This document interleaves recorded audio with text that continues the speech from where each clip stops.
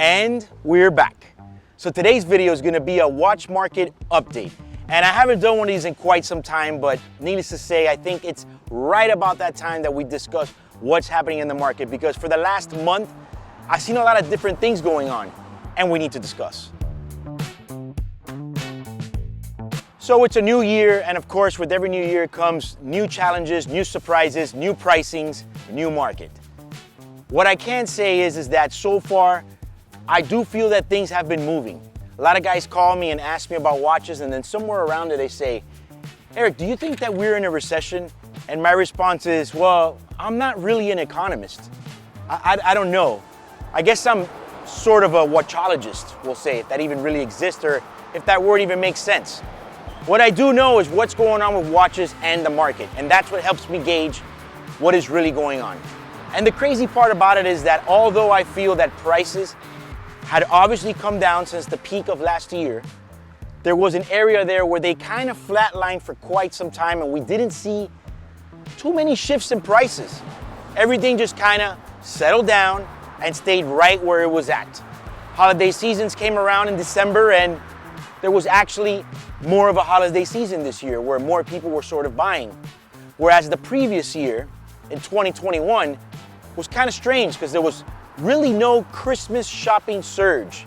But then again, we kind of had that for the whole year. So, that kind of does set it off a little bit and offset it, better said. But this year, however, that just passed, 22 December was actually pretty good.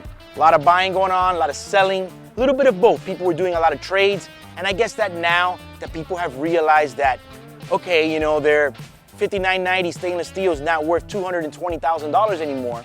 When they come to do a trade, they're a little bit more reasonable to be able to work a deal. Where that kind of has been the problem the whole 2022, well, at least the whole half of 2022, where the trades were brutal. People wanted me to give them values from before, but yet buy their new watches at the lowered, adjusted prices. Whereas now I kind of see that people have come back down to reality on both sides of the field, whether it's the dealers or the privates. Both sides of the field, I feel that the people have come down to reality and the prices are a bit more realistic. Now, to get into some specifics about some of the watches that I've noticed a little bit of price movement is as follows. Like, look, some very strange things. For example, the rose gold green dial dated, the anniversary. Those watches at one point were at $95,000, then they came down. I think at one point, there was some available even as low as $45,000. What I have noticed is the last 2 months, they kind of went up a bit. I noticed I was trying to source one for somebody, and in a 2-week span period, it went up $5,000. And it wasn't just that one seller. I'm talking about a lot of them. I don't know if people maybe were just trying to buy them. There wasn't any. Another one that did the same exact thing is the same watch, but in white gold.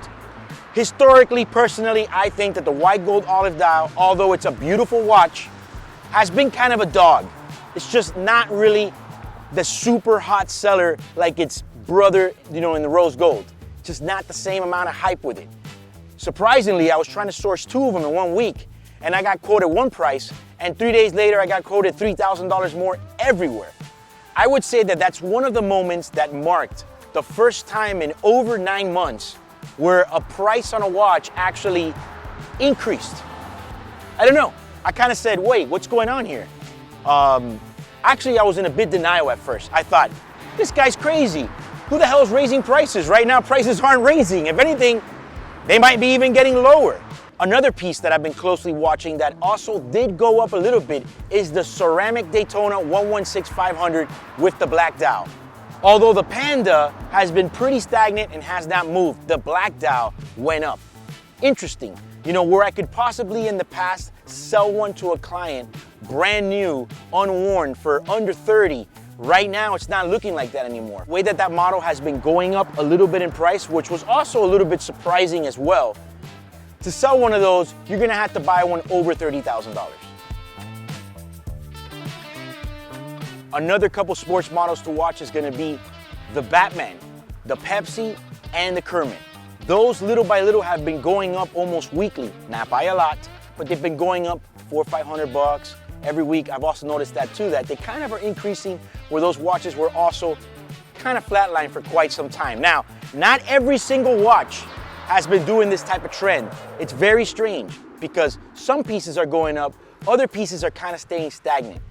One of the biggest surprises that I've been having for the past 4 months, maybe we'll narrow it down to about 3 months, is a lot of people are getting calls from their ADs for brand new 40mm presidentials, and they want to try to flip them or sell them or get out of them, or they don't want to ruin their relationship, or who knows what is it they want to do.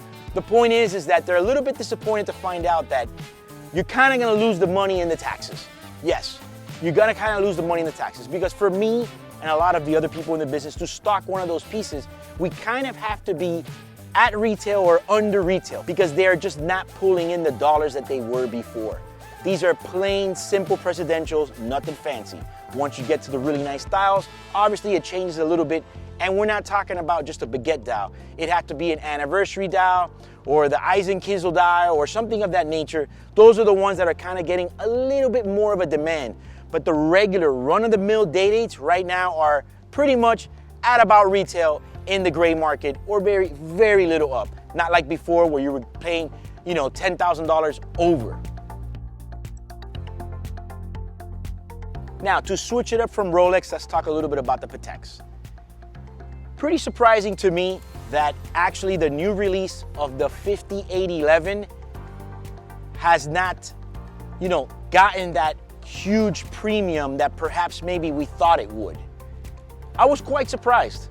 Yes, it is more expensive than the previous 5711, but honestly, I was kind of thinking that it would be like these crazy numbers.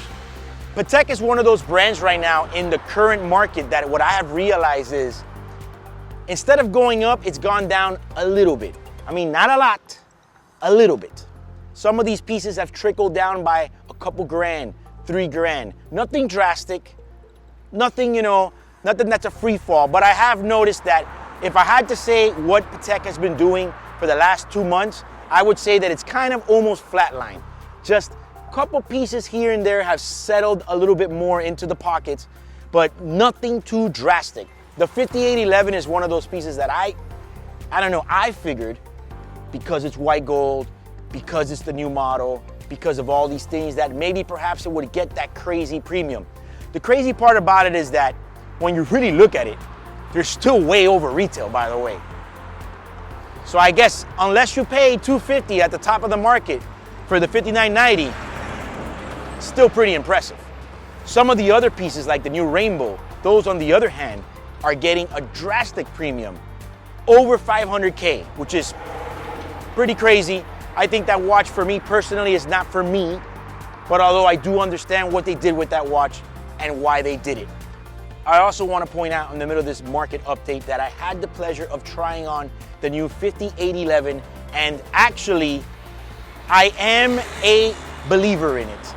I wasn't sure what they were doing when they decided to make the case 1mm bigger, and I've never really been too much of a fan of the 5711 because I find it very plain. However, the new size of the case and the way it sits on the wrist with the look of the white gold and the new blue dial, I love it. It's a hit, and very soon I will be dropping a full-blown review on that watch. I just didn't have time at that moment, but it will be coming out soon. Next, let's talk about AP. I feel that, AP's been a little bit weird what's going on there. I feel that the Royal Oaks have been very stagnant for quite some time. I don't see a lot of movement in the standard Royal Oaks, which means that actually if somebody wants to buy a Royal Oak, a standard stainless steel, might be a good moment to grab them because the prices are not that crazy like they were before.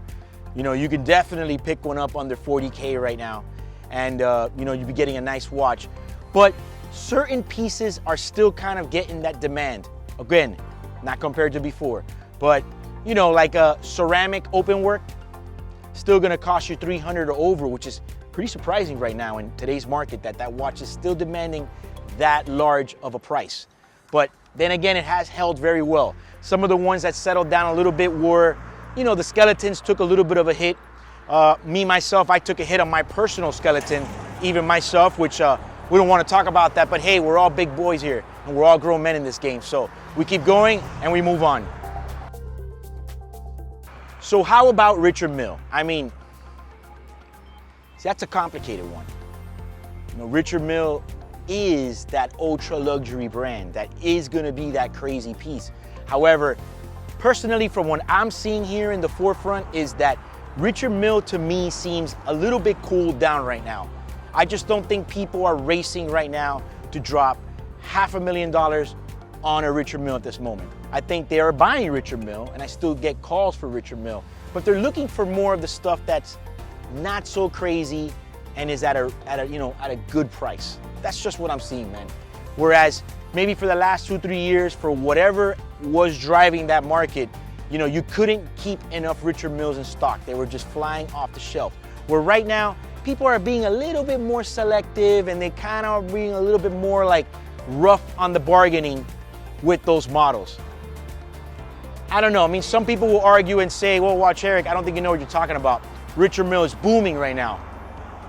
Yeah, okay. Comment below what you think is going on in the market or whatever you are seeing. We'll have to keep a close look at it and see what happens in the next 60 days. It's gonna be interesting. And if you like this video, like and share it. Also, subscribe to my YouTube channel.